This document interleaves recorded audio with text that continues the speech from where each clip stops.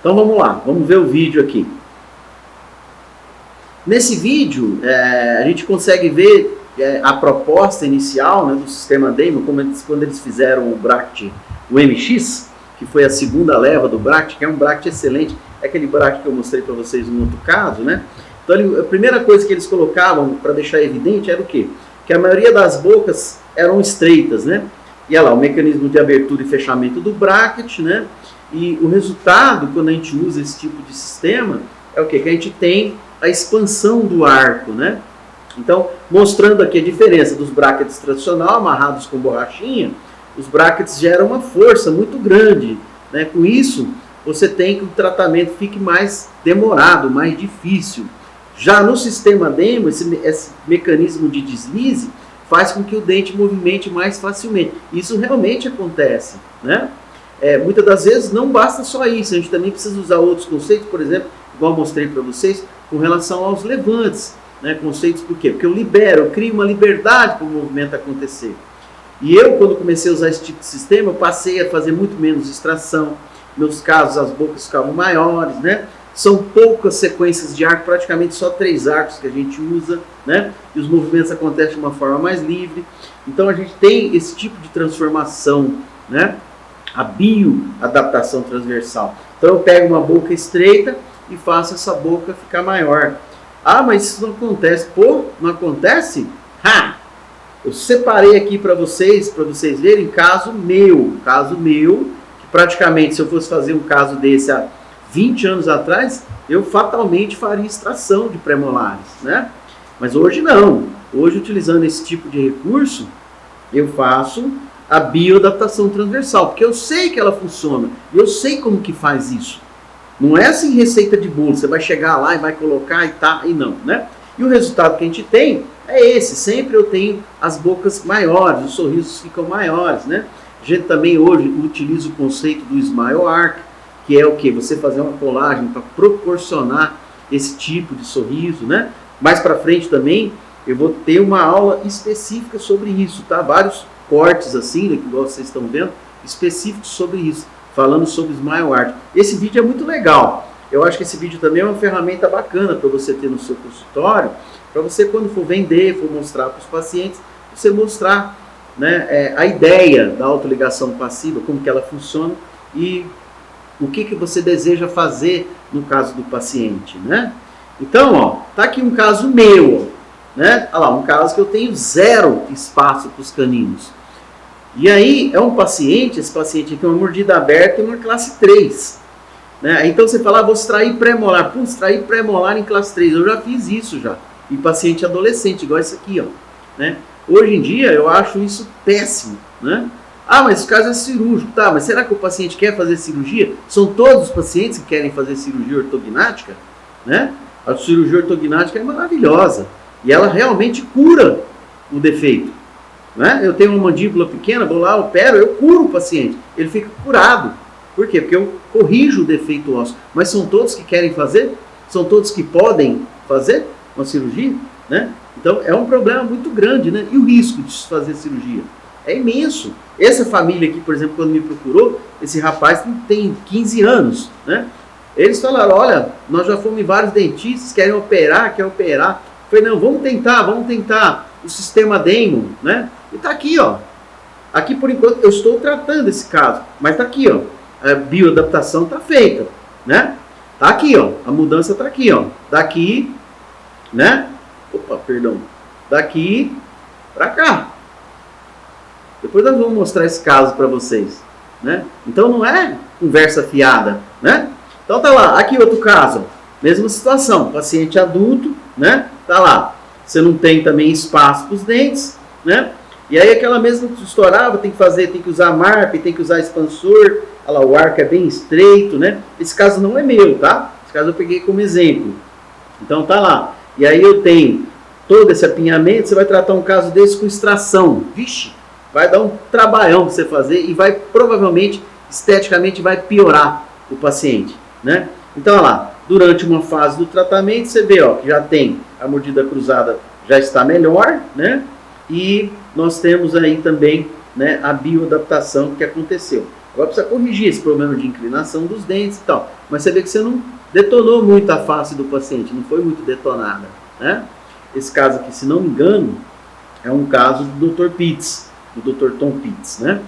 Então você vê, durante o tratamento, a classe 3 agora precisa ser resolvida, né? Como é que vai resolver isso? Com parafuso, com elástico, existem várias maneiras de se fazer isso, né?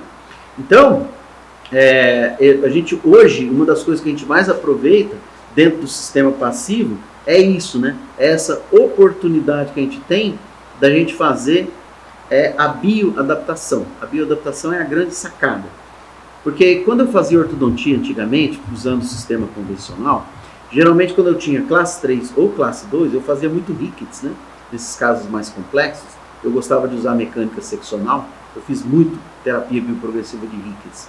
Eu estava até pensando em gravar umas aulas sobre isso e colocar na internet, mas não sei, não é esse o meu propósito. Meu propósito é fazer vocês partirem para começarem a fazer mecânica autoligada passiva, né? Usarem o sistema DEMO como, não só o sistema DEMO, né? Os sistemas passivos como base de tratamento para vocês fazerem uma ortodontia diferente, né? Mas eu usava muito expansores. Eu não sei, mas eu tranquilamente, eu tenho alunos meus e colegas meus que me acompanharam nessa fase aí, mas eu afirmo para vocês que eu acho que eu coloquei mais de 2.000 quadrieles em boca. Eu fazia na boca, para vocês terem uma ideia, os quadrieles. Tem vários clientes meus hoje que, se assistirem aqui esse vídeo, pode colocar, não, realmente, eu usei um aparelho desse, ele colocou um aparelho desse no meu céu da boca. Eu fazia na boca os quadrieles, tanta habilidade que eu já tinha. A gente usava o fio 09, o fio 08, dependendo do caso, né? Dependendo do que eu precisava fazer. Várias modificações. Putz, o que a gente mais manjava era de quadrieles. Então, tudo quanto é caso meu, eu fazia quadrieles. Por quê? Porque chegou um ponto da minha vida ortodôntica que eu percebia que a maioria dos problemas, até mesmo em classes 1, estava envolvendo o aspecto transversal ou o formato do arco dentário.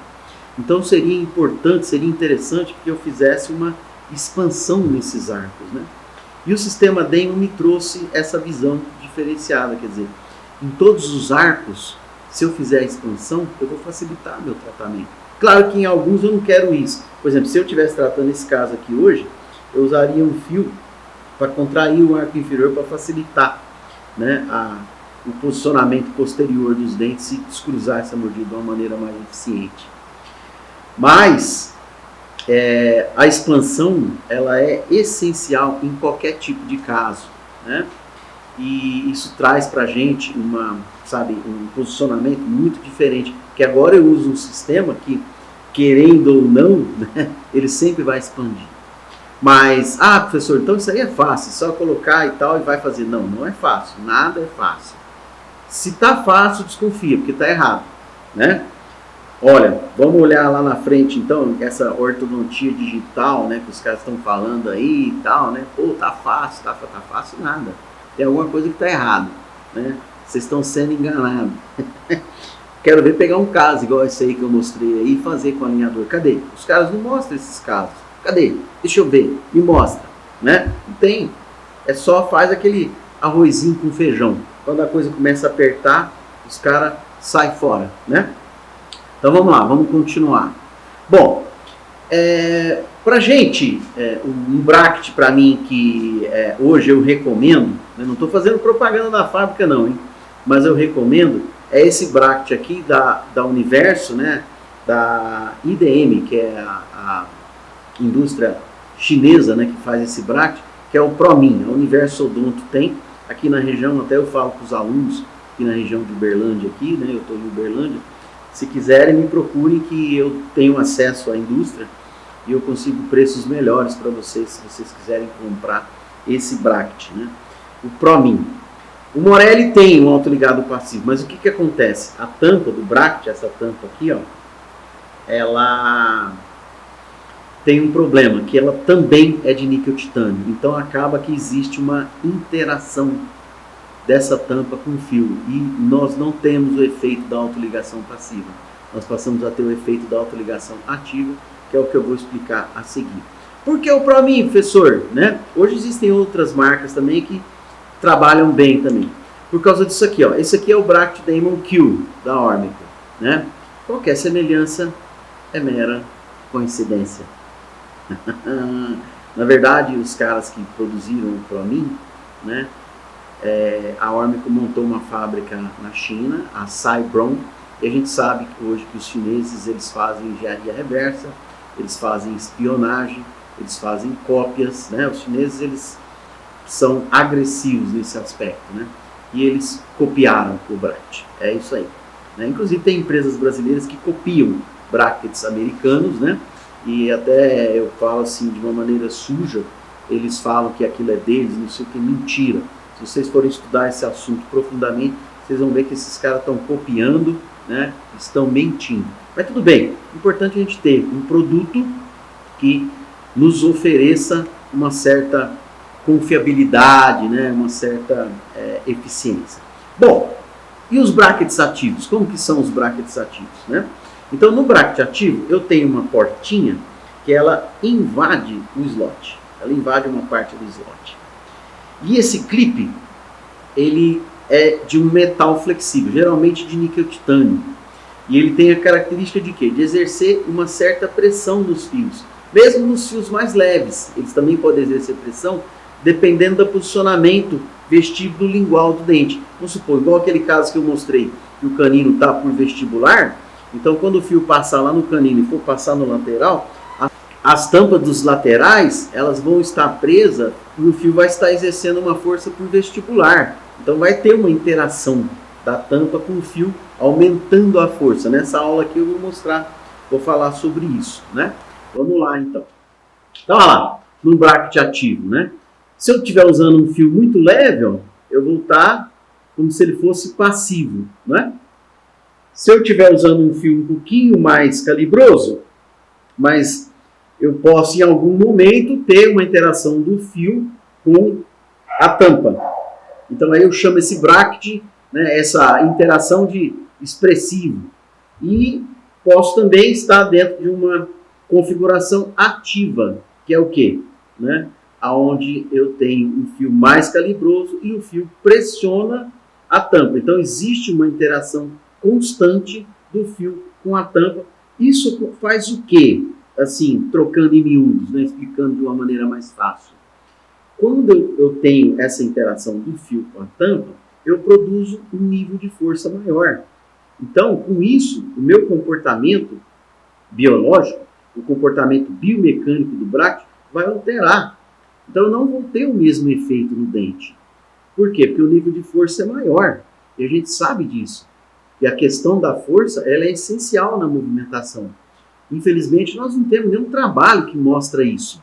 Como que isso funciona, como é que isso aí realmente é. Existem teorias, mas está cada vez mais claro para nós que essa interação, essa força, esse comportamento, ele influencia sensivelmente no movimento dentário e nas condições que o movimento se mostra para nós clinicamente. Né? Alguns exemplos de brackets passivos. Né? Eu tenho aqui o Quick da Floresta Dente, vocês veem que o bracket da Aditec é uma cópia disso aqui. Né? O Innovation, que esse da GAC é o bracket realmente que foi criado pela turma lá de Nova York, né? Que começou a fazer esse trabalho, o Dr. Edward McNulty, o Dr. Martin, me fala o nome aqui, o Celestino Nóbrega, né? Que é outro cara também que falava muito sobre isso, né? Tem vários trabalhos deles também. Outras empresas entraram também e produziram brackets, American Orthodontics, depois o T3, né? Aqui no Brasil nós temos o SLI, que talvez é o bracket autoligado mais vendido aqui no Brasil, né? Você vê que o BioClip da Aditec, voltando aqui, ó, é uma cópia do Floresta Dente, né? Praticamente, né? O bracket do Morelli, na verdade, é um bracket mais robusto com uma tampa. É um bracket comum, né? Um bracket convencional com uma tampa. Né? O professor Celestino Nóbrega, ele foi um dos caras que ajudou a Morelli a desenvolver esse bracket, porque ele já tinha trabalhado junto com o pessoal da GAC, né, para fazer esse bracket aqui, então ele já conhecia muito desse tipo de sistema, né? O Martin Epstein, né, que era o chairman lá da Universidade de Nova York. Hoje eles estão falando mais em alinhadores, né? Mas aí eu volto a insistir aqui para vocês, né? O alinhador para nós é o futuro, para mim é o futuro. Mas ainda é um nenenzinho ainda, ele está no colinho, ele não está andando sozinho. Né? É meio arriscado você ficar nesse papo, vou fazer alinhador. Eu acho que isso aqui, se você quer, faça mecânica híbrida, você vai ter mais segurança. Casos muito complexos, faça mecânica autoligante passiva, que você vai ter resultado. Né? Não vire refém de empresas, não fique refém de empresas, né? Não fique refém de outras mentes, seja refém da sua própria mente. Bom, então, quando eu vou olhar, por exemplo, na parte de ciência, aqui agora que fica legal a aula, né? Esse trabalho do Rudures, por exemplo, que é um trabalho clássico, você vê que esse trabalho foi publicado em 97, né? É um trabalho que mostrou muito bem já, quando começou essa ideia, o Rudures até era um dos caras que trabalhava lá na Universidade de Nova York, né? Junto com o Bob Fry, junto com Epstein, junto com o Edward McNulty, esses caras que estavam começando, eles até chamavam de bioefficient, né? A mecânica deles, bioefficiency, né? Era a mecânica, sabe? Bioeficiente, era a mecânica de força leve e tal, né? Era isso que eles estavam criando nessa época. Quando eu estive lá em Nova York em 99, na NIU lá, eu vi sobre isso lá, né? É impressionante, os caras lá estão 10, 15 anos na nossa frente, né? Aqui no Brasil, infelizmente, nós estamos muito atrasados com relação a isso, né? Então, o que ele mostrou, né, usando uma máquina Instron, que é a máquina que avalia, né? Você faz testes, né, com a máquina Instron, e aí ele viu o quê? Que quando você usa, por exemplo, aqui, ó, né, a autoligação passiva, tá vendo? Você tem uma força, aqui, ó, 70 vezes menor do que no bracket convencional. Perdão, 700 vezes menor que no bracket convencional. Tá vendo? Aqui 70 gramas, aqui 0,2 gramas. Né? Então, sabe, assim, é algo assim, né? 300 e tantas vezes maior, né? É algo assim, sabe? Que quando você vê isso, você já fala assim, pô, peraí, tem algo diferente nisso daí, né? Mas isso aqui não é evidência para mostrar que é diferente. Para mim, isso daqui já é uma coisa que chama muito minha atenção. Por quê? Porque eu sempre fiz ortodontia pensando em força leve. E eu aprendi a usar a força leve. E eu sei que funciona, né? Por exemplo, na questão da intrusão de incisivos inferiores, um arco de intrusão de Ricketts, o arco base, né, o arco utilitário, por que ele funciona? Porque eu faço uma força extremamente leve para intruir os incisivos. Segundo o Ricketts, quando a gente vai intruir um incisivo, como é a ponta da raiz que eu tenho que colocar dentro do osso, né? Então, quanto de força que eu deveria fazer para fazer isso? Eu vou pegar a quantidade de raiz que eu estou arremessando dentro do osso, né, em milímetro quadrado, né, o espaço ali. E vou, para cada milímetro quadrado, colocar 1 grama de força. Então, aproximadamente 20 gramas para cada dente. Aí eu pego um fio 0,18, por exemplo, e faço uma curva reversa nesse fio. Segundo Reitan, que era um cara que estudava isso também, né, quando eu faço uma dobra de 1 milímetro no fio 0,18, que a gente aprende, por exemplo, em mecânicas edgeways, mecânicas de arco reto, usar fio de curva reversa, né? No fio 0,18, uma dobra de 1 milímetro produz 800 gramas de força. Aí eu uso isso para intruir incisivo, né? Não vai intruir. Quando muito, vai só vestibularizar. Então não funciona. Agora, por que o arco base funciona? Porque a força é extremamente leve, né? Se você pegar um dinamômetro ali, para você poder medir a força que o arco está aplicando, quando você pega o arco e coloca na região dos incisivos, dá aproximadamente isso, 80, 100 gramas de força, usando um fio 16 por 16 Eugilói, né? Então, esse trabalho aqui do Rudures, ele já trouxe, sabe, essa visão para todo mundo. Falou, peraí, tem alguma coisa diferente nisso daí, né? Então, você vê que o nível de força é muito menor, muito menor. Bom, e aí eu venho mais para a atualidade e vejo trabalhos, por exemplo, que é onde, dentro de trabalhos, por exemplo, de estudo de elemento finito, os caras pegam e comparam, por exemplo, brackets autoligado, ativo, né, com brackets convencional e bracket passivo. E aí você vai ver o resultado, né, por exemplo, essa tabela aqui eu mostro, por exemplo, tá aqui, ó, o tipo do bracket, né, então aqui, passivo, convencional e ativo.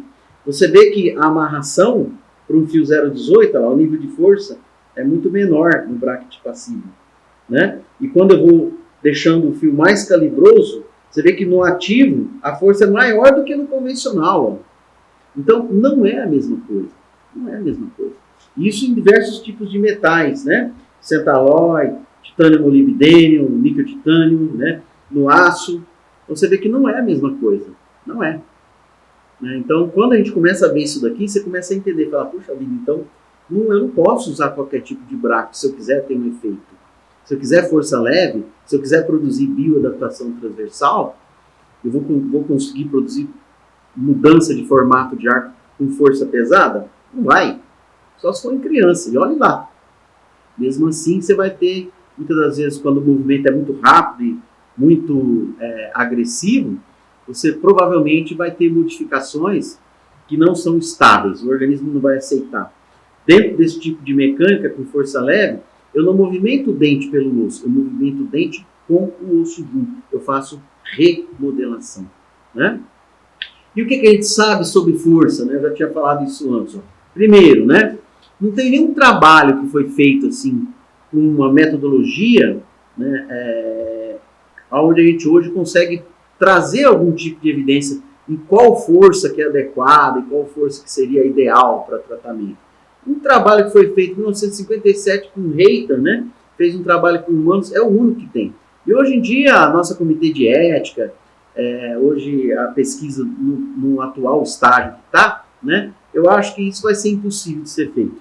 Né? E hoje a gente tem também os estudos com método de elemento finito, a inteligência artificial, essas coisas estão facilitando muito o entendimento desses aspectos e que está cada vez mais claro para nós que a força leve é o ideal. Né? Tanto é que vocês veem, por exemplo, hoje, quando vai fazer um planejamento digital para movimento com alinhadores, você coloca um movimento de 0,1, 0,2 milímetros para cada etapa de tratamento. Quer dizer, muito pouquinho, né? Só um empurrãozinho, só uma força muito leve, né? O que a gente sabe também? Isso já está muito claro para nós, né? Que forças pesadas são desfavoráveis. Porque a força pesada vai gerar hialinização, sim. A força pesada, ela gera a obliteração do fluxo sanguíneo, então ela não permite que exista fluxo. Com isso, você não consegue fazer com que exista essa troca e o tecido ósseo entenda que eu tenho a produzir ali fosfatase ácida ou fosfatase alcalina para produzir ou destruir osso, porque eu não tenho sangue ali. Eu não tenho sangue, eu não tenho informação nenhuma, eu não tenho mecanismos inflamatórios ali presentes que vão permitir que exista a movimentação através da construção ou destruição de osso, né, reabsorção de osso. Tudo isso vai depender do fluxo sanguíneo. O fluxo sanguíneo que é o ideal. Até o Reiter falava isso, né? A oxigenação é o ideal, né? E além de serem desfavoráveis nesses aspectos, as forças pesadas, elas trazem efeitos colaterais. Esse é o principal problema. Você faz força demais, além de não funcionar, você ainda tem efeitos colaterais. Então, se você tinha um problema, você passa a ter dois. Agora você tem dois. Por quê? Porque onde você apoiou a força, né, você trouxe modificação na posição dos dentes, e esses efeitos colaterais, eles são extremamente prejudiciais, né? E esses efeitos colaterais, a gente sabe que eles estão intimamente relacionados com forças pesadas, né? Então, o que seria ideal para a gente? Força leve, sempre força leve. Força leve, para mim, é a minha busca constante, né? E o que seria, então, professor, força leve, né? Aqui a gente coloca aqui algo em torno de 50 gramas para cada 1 milímetro, né? Aqui está errado, né? 1 centímetro quadrado, na verdade. Então, você tem ali 1 centímetro quadrado de área de raiz, né? Aí você deveria ter naquilo ali mais ou menos 50 gramas de força. Então, traduzindo isso para movimento, então, por exemplo, se eu for vestibularizar o incisivo central, a face vestibular da raiz que vai ser arremessada para a tábua óssea ali, né? Estou fazendo um movimento para vestibular. Então, quanto de força que eu preciso? Você vai pegar o tamanho daquela raiz ali que você está vendo na radiografia e vai fazer um cálculo por ali. Quanto tem de raiz aqui? Mais ou menos, sei lá, meio centímetro, 1 centímetro quadrado de raiz. Ali eu tenho a imagem da radiografia. Se você tiver uma tomografia, até melhor, né? E aí eu vou calcular o quê? Para cada 1 milímetro quadrado, 1 grama de força. Então, se eu tenho 50 milímetros quadrados ali, né, de área, eu coloco 50 gramas. 100 milímetros, 100 gramas. E assim por diante. Tá bom? Agora, Atualmente, nós temos uma linha, né, de pensamento que está indo para a questão, né, da presença das substâncias inflamatórias no movimento. E a gente sabe que essas substâncias inflamatórias, elas indicam para a gente como que isso está acontecendo, como que esse movimento está acontecendo e qual o significado da presença dessas substâncias nesse processo e o que a gente pode tirar disso para entender melhor como que esses processos acontecem, né? Por exemplo, nesse trabalho aqui, eles comparam, por exemplo, o nível de substância inflamatória, né, em tratamento com alinhadores comparado com aparelhos fixos, né? Labial Conventional Fixed Appliance, quer dizer, aparelho convencional colado por vestibular, né? Então, olha lá, um estudo de 3 semanas, um estudo clínico. Então, eles escolheram substâncias inflamatórias durante fases do tratamento, né? E aí, o que eles acharam, né? Aqui, por exemplo, a média, né? Vamos dizer assim, a média aqui, ó, comparando, por exemplo, né, TNF, que é aquela a citocina de necrose de fator tumoral, né, TNF, necrose de fator tumoral. É uma citocina inflamatória, IL-8 é uma citocina inflamatória, IL-2 também, IL-1-alfa e IL-1-beta são citocinas presentes pré-inflamatórias. Então, quer dizer, são citocinas que elas estão indicando que existem processos inflamatórios e processos cicatrizatórios também existindo durante o processo ali de movimentação dos dentes, né? Então, vocês veem aqui, por exemplo, quando eu falo, por exemplo, com relação a processos inflamatórios, IL-8, IL-6, você vê que os alinhadores, ó, eles apresentam índices mais altos, tá vendo? Ó, 4, 1.7, 1.1, comparando com os aparelhos convencionais, o 0,7, 13 e tal. Então, quer dizer, aparentemente parece que os alinhadores, eles estão entrando, né, nesse processo, mesmo fazendo pouca pressão, né, eles produzem mais citocinas. O que a gente consegue ver nisso daqui, num trabalho desse? Que as forças que os alinhadores produzem são muito altas, e o nível de citocina fica muito alto. Então, dependendo do nível de citocina, você tem um processo mais eficiente, mas o risco às vezes pode ser maior, né? Já, por exemplo, ó, quando eu falo com relação à questão cicatrizatória, você vê que os alinhadores estão bem piores nesse nível.